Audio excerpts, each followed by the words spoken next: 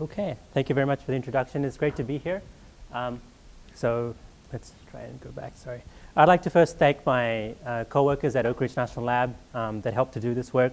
In particular, Nick Borodinov, who's a postdoc, and he did a lot of the work that I will show you today. And of course, thank you all for sticking around to this afternoon session.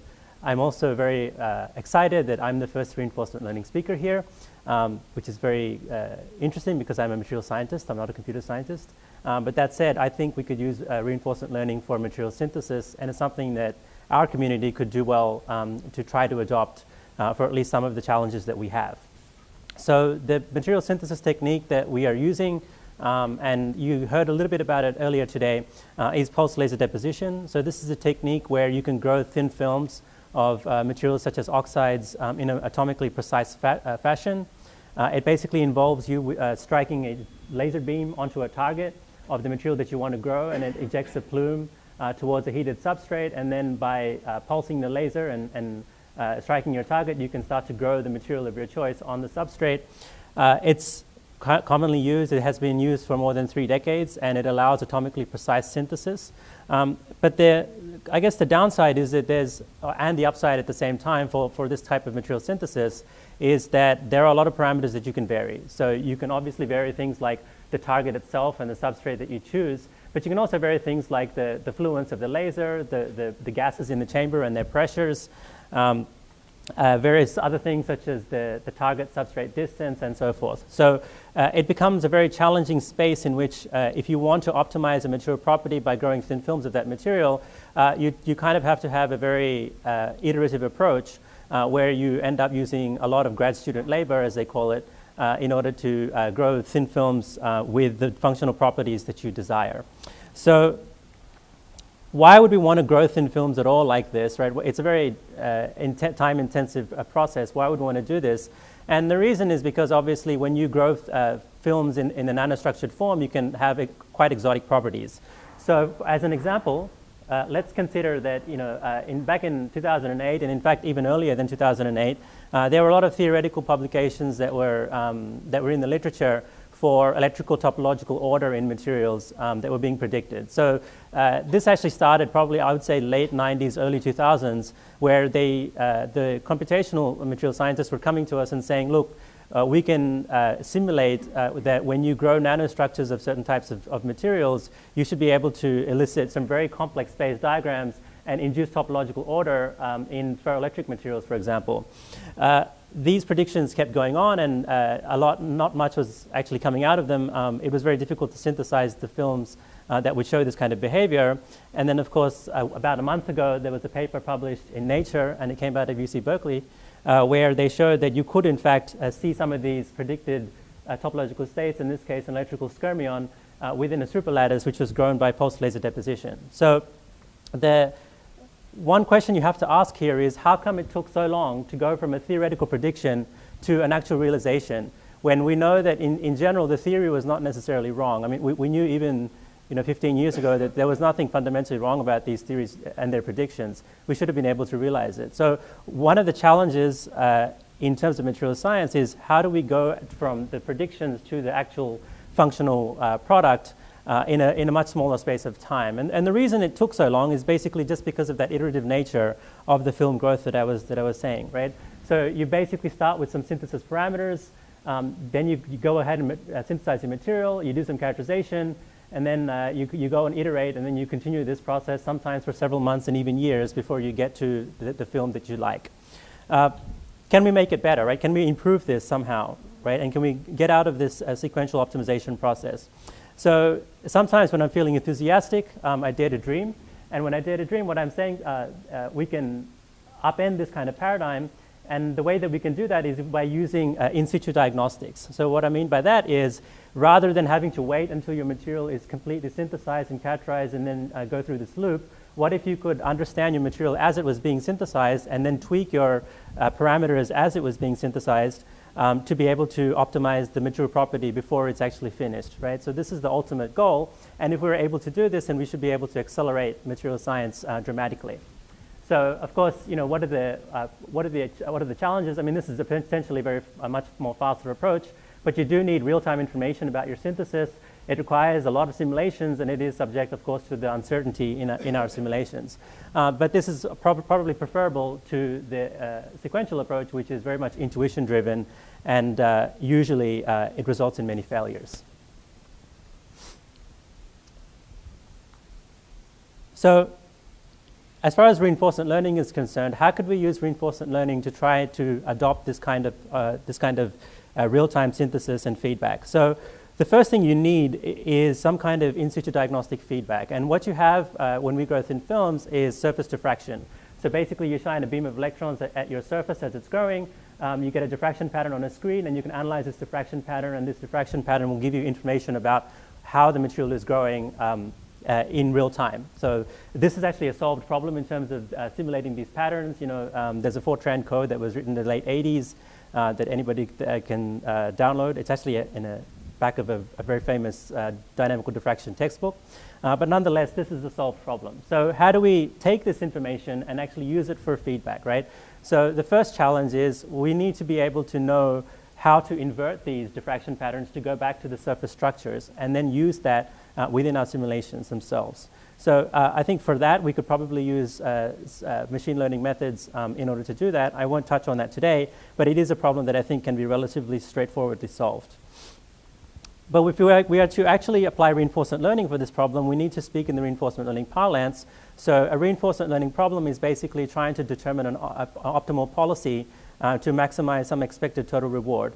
And in any reinforcement learning problem, you generally have an action space. So in our case, an action space could be change in temperature, or change in pressure, or change in our laser parameters. We have a state function, and our state function might be the diffraction images that we are collecting. And then we have some kind of reward, which is generally very specific to the problem you are trying to address in material synthesis. So it might be some kind of functional property that you are after. So the advantage that we have here that's kind of different from a lot of other reinforcement learning settings is that in general our models are pretty good, right? So we have relatively good models that we can use. They are quite intensive to deploy at times, but they are pretty good. So the question is, can we then use reinforcement learning within this kind of space? And so the first thing you need is you need a simulated environment in which you can try some of these out. So what we did was, it's very interesting that the equation is squished, which is probably good considering it's about 4 p.m. But we created a kinetic Monte Carlo model of thin film growth, and you can see it here. And it's a nice simulated environment on which we can test some of our reinforcement learning algorithms. So what you see here is you see a single type of heteroepitaxial structure, which means basically you have the same type of atom which is being deposited, and you see a film that's being grown. There are 3 different inputs to the simulation. There's the deposition rate at which, or the rate at which you deposit atoms onto the surface. And then there's 2 types of diffusion events that can occur. And so you can, in the simulation, you can adjust the rates of these 2 types of diffusion events. This is a relatively straightforward simulation. Obviously, you can make it substantially more complicated, and there are a lot more theorists that who have developed kind of scalable kinetic Monte Carlo implementations for this kind of problem. So the question is, if we have this kind of simulator, can we then apply, RL in this environment? So what do we have here? So as in terms of the RL parlance, we have, as our simulation environment, we have our kinetic Monte Carlo simulator, and our state is basically going to be the surface projections. So when we see and when we try to grow thin films, the information that we have is a surface diffraction. So in essence, we are getting information about our surface only. So our state function is going to be our surface projections. We use a deep Q network, which is basically just 3 convolutional layers and 2 dense layers, and then it outputs the Q values for the different actions that we can take in this case. I should mention again that the action space is basically to increase, decrease, or maintain the 3 rates in our simulation. So it's a very simple action space. But nonetheless, it's a straightforward problem that I think at least we could try and see whether we can make some kind of impact with reinforcement learning. I should mention that in material synthesis with pulse laser deposition, nobody is currently doing any type of feedback beyond basically just annealing. So effectively, any type of control within the scenario would be novel for our field. So the reward function is actually just the roughness of the film. So in our case, what we are trying to do is we are trying to grow films that are smooth or have a particular target roughness. I apologize about all this kind of nastiness here, but nonetheless, what we see is what we want films with a particular type of morphology. Okay, so when our agent is trained in the simulated environment, and a certain target roughness is achieved, a high reward is given. If not, then a very negative reward. A negative reward is given, and so this is how the DeepQ network is arranged. And these are the results of applying a simple DeepQ network on our particular problem. So what I'm showing you up here is this is our target roughness, which is in this dotted line here. And so we start the agent in various different states of the film. So this is just the initial roughness.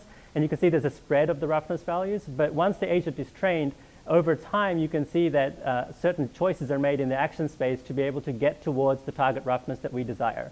Right? So if you compare it to a random policy, then the random policy is obviously just random actions, and it doesn't actually perform very well as you would expect. So we are actually learning something interesting here through applying reinforcement learning to this particular challenge. And you can see actually that this is the final roughness histograms over about 50 different iterations, and it does actually appear closely aligned to the target roughness that we had desired. You might also question whether the policies that are being learned are trivial or not. It turns out that the policies are not trivial, and the reason we know this is because we can look at how the film thickness is varied for these different iterations.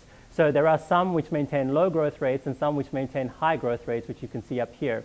So one way that you could arbitrarily reduce the roughness of a film is just to decrease the growth rate and allow more annealing steps. So this would be a pretty trivial answer, but what we really want is we want to maintain relatively high growth rates so that we don't have to wait so long, but still maintain our target roughness at the endpoint, and that's exactly what's happened here. This is just another example of how the surface looks like for a particular policy iteration. So you start at some roughness, and you see how the surface is changing. And it turns out that the particular actions that are taken by the agent in this environment are to increase all the rates to a particular threshold value in order to achieve the desired roughness. So this is not something that I would have guessed. If I was to have tried this, I would probably not have done it this way, but it turns out that it is a viable solution.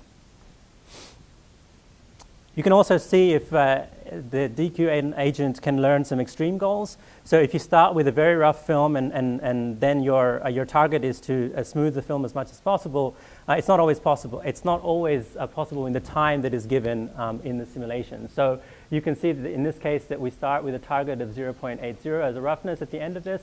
In many cases, you notice that the agent is not able to achieve the target, but nonetheless, and the reason for that is because the initial starting conditions are basically too rough. So if you start with a substrate that's too rough, then you don't really have much hope.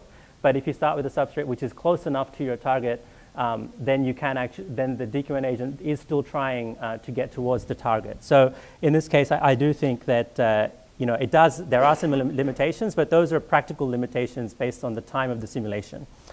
Okay, so with that, just one final thing. I am from Oak Ridge National Labs AI Initiative, and we are hiring somebody in reinforcement learning. So if you're interested, please see me. That's all.